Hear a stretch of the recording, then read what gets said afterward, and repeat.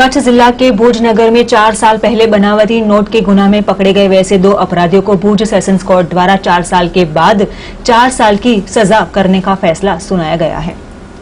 मिली जानकारी के आधार पर पश्चिम कच्छ पुलिस के स्पेशल ऑपरेशन ग्रुप यानी कि एसओजी पुलिस द्वारा 2016 मई महीने में भुज मुंद्रा रोड पर आई हुई सागर सिटी के स्थानीय विस्तार के एक मकान में छापेमारी करते हुए अमित अमृतलाल सोनी तथा सागर महेश भाई चावड़ा को 68,760 कीमत की 10, 20, 100, 500, 1000 की नकली बनावटी नोट के जत्थे के साथ पकड़ा गया था, जहां अपराधियों ने अपने घर में ही कलर प्रिंटर का इस्तेमाल करते हुए नकली नोट बनाई जाती थी।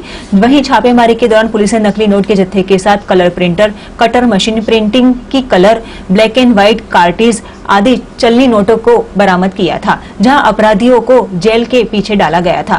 तो वहीं पब्लिक प्रोसिक्यूटर के.सी. गोस्वामी द्वारा कोर्ट में पेश की गई दलील के आधार पर अपराधियों ने अपने अंगत लाभ के लिए भारी मात्रा में बनावटी नोट बनाई होने का पेश किया था, जहां आखिरकार भुज सेशन कोर्ट द्वारा 2 अपराधियों को अमित अमृतलाल सोनी और सागर महेश चावड़ा को 4 साल की कैद का फैसला सुनाया गया है।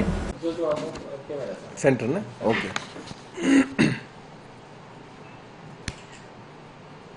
ભુજમાં જે નકલી નોટનો શું આખો કેસ હતો અને ભુજ કોર્ટે શું એમાં આજે ચુકાદો આપ્યો છે? આ કેસની પૂર્વ હકીકતો એવા પ્રકારની છે કે વર્ષ 2016માં પશ્ચિમ કચ્છ પોલીસ જિલ્લાની એસઓજી બ્રાન્ચને એક બાતમી મળેલી, ભુજ શહેરના મુંદ્રા રોડ પર એક સાગર સિટી કરીને એક વિસ્તાર આવેલો છે, ત્યાં B6 મકાનની અંદર બનાવટી ચલણી નોટો છાપવાનું કામ ચાલુ છે, આવી બાતમી મળેલી। બાતમી આધારે તત્કાલીન એસઓજી પીઆઈ શ્રી ડોડિયાએ સર્ચ વોરંટ મેળવ્યું અને તે ઘરની ઝડપી તપાસ કરેલી।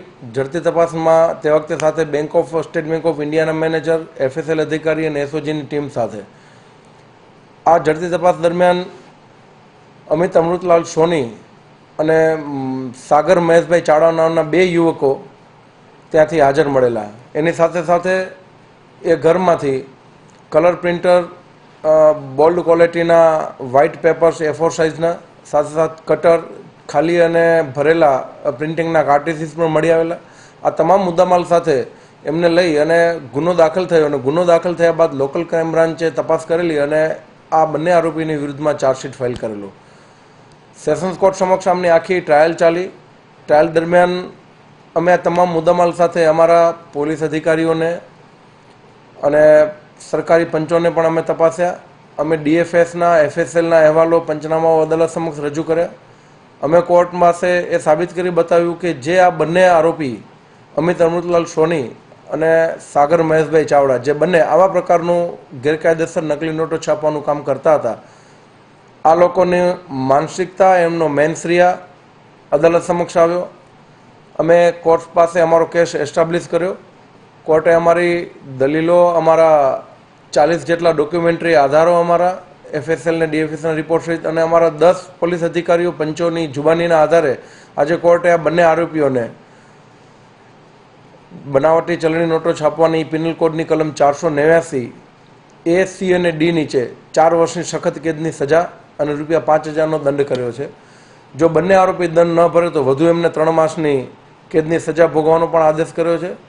અદાલત પાસે અમારી રજૂઆત એ જ હતી કે જ્યારે સરહદી જિલ્લાની અંદર આ બંને ભણેલા ગણેલા યુવકો અને એમાં ખાસ કરીને આરોપી નંબર 2 સાગર મહેશભાઈ ચાવડા છે, જે કાયદાનો સ્નાતક છે, અમિત અમૃતલાલ સોનીએ 10 ધોરણ સુધી એમણે અભ્યાસ કરેલો છે, બંને ભણેલા ગણેલા યુવકો જ્યારે આવા પ્રકારની પ્રવૃત્તિઓમાં સામેલ થાય સરહદી જિલ્લાની અંદર, ત્યારે આ લોકોની જે માનસિકતા છે એ રાષ્ટ્ર માટે, આવનારા ભવિષ્ય માટે ખૂબ ઘાતક નીવડે।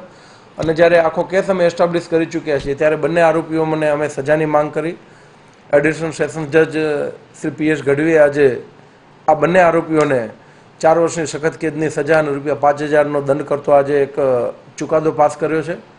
અને બંને આરોપીઓ પૈકી સાગર મહેશભાઈ ચાવડા છે એ જામીન ઉપર છૂટેલો હતો, અદાલતે એને કસ્ટડીમાં લઈ લીધો છે।